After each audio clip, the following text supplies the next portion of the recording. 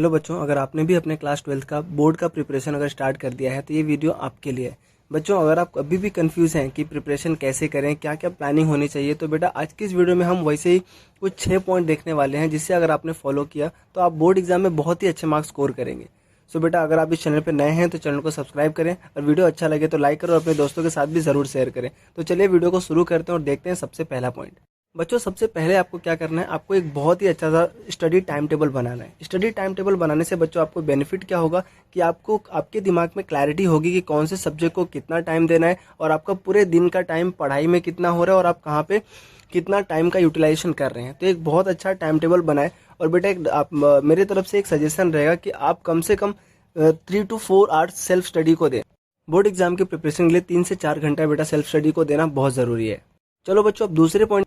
तो जो दूसरा सबसे इंपॉर्टेंट पॉइंट है बेटा कि आपको क्या करना है, सबसे पहले मेजर सब्जेक्ट को फोकस करना है। मेजर सब्जेक्ट जैसे कि फिजिक्स, केमिस्ट्री, बायो या फिर फिजिक्स, केमिस्ट्री, मैथ, इन सब्जेक्ट को बेटा सबसे पहले फोकस करना है। और तीसरा पॉइंट है बेटा कि आपको क्या करना है कि जो हाई वेटेज चैप्टर हैं आपके हर सब्जेक्ट में बेटा कुछ हाई वेटेज चैप्टर होते हैं जहां से बोर्ड एग्जाम में क्वेश्चन बहुत सारे आते हैं। तो सबसे पहले आपको हाई वेटेज चैप्टर कवर करना है, जिससे कि आपको क्या होगा, आपके दिमाग में क्लैरिटी होगा कि मैंने हाई वेटेज चैप्टर कर लिया, तो आपको कॉन्फिडेंस भी आएगा।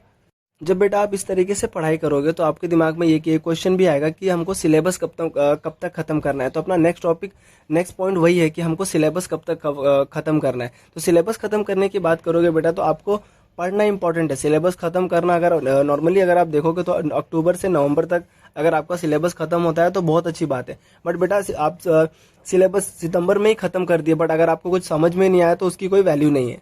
तो आप अच्छे से पढ़ाई करके अगर नवंबर तक भी सिलेबस खत्म करते हैं तो आपको आगे रिवीजन करने के लिए अच्छा टाइम मिल जाएगा। तो नवंबर तक सिलेबस खत्म हुआ तो भी चलेगा। इसके बाद बच्चों जो हमारा अगला पॉइंट है वो क्या है, आपको चैप्टर वाइज नोट्स बनाने। अब बेटा जो भी चैप्टर्स पढ़ रहे हो, चाहे वो फिजिक्स का हो, केमिस्ट्री का हो या फिर बायोलॉजी का हो, आपको चैप्टर वाइज अपने खुद के नोट्स बनाने हैं बेटा, जिससे कि आप जब रिवीजन करते टाइम आप क्या करोगे, उसको फटाक से रिवीजन कर सकते हो और आपका खुद का नोट्स रहेगा तो आपको चीज़ें और अच्छी तरीके से समझ में आएंगी। इसके बाद जो अगला पॉइंट है बेटा वो क्या है कि आपको जैसे जैसे आप चैप्टर खत्म करते जाओगे वैसे वैसे बेटा आपको 2 टाइप से क्वेश्चन सॉल्व करने हैं। पहला एक जो क्वेश्चन पैटर्न सॉल्व करना है वो है एमसीक्यूज। पहला एमसीक्यूज टाइप में क्वेश्चन सॉल्व करो, उसके बाद थियरी क्वेश्चन सॉल्व करो, जिससे क्या होगा, पर्टिकुलर चैप्टर को लेके कॉन्फिडेंस बूस्ट होगा कि हाँ मेरा ये चैप्टर मैंने पढ़ाई किया और मेरे से क्वेश्चन भी सॉल्व हो रहे हैं। और सबसे लास्ट पॉइंट बेटा, वो सबसे इंपॉर्टेंट पॉइंट है कि बच्चों आप अपने टाइम को वेस्ट मत करो इधर खेलने में, इंस्टाग्राम चलाने में, यूट्यूब चलाने में, रील्स देखने में। ऐसे में टाइम को वेस्ट बिल्कुल ना करो कि बेटा अभी आपको लगता होगा कि अभी मई जून चल रहा है, इसके अभी बहुत टाइम बाकी है, हमारा एग्जाम तो फरवरी में होगा। बेटा ये टाइम ऐसे ही निकल जाएगा, आपके पास जरा सा भी टाइम नहीं बचेगा बाद में। तो इसलिए अभी से अपने टाइम को अच्छे तरीके से यूटिलाइज करो और अच्छे तरीके से पढ़ाई करो, टाइम को जरा भी वेस्ट मत करो। बच्चों, अगर आप ये जितने मैंने बताए उतने अगर आप अच्छे तरीके से फॉलो करेंगे तो आपको बोर्ड एग्जाम में अच्छे मार्क्स लाने से कोई नहीं रोक सकता। तो आई होप बेटा आप ये टिप्स को फॉलो करोगे और बोर्ड एग्जाम में बहुत ही अच्छे मार्क्स स्कोर करोगे। Thank you so much for watching. अगर आप चैनल को अभी तक नहीं सब्सक्राइब किए तो सब्सक्राइब जरूर करें। Thank you so much.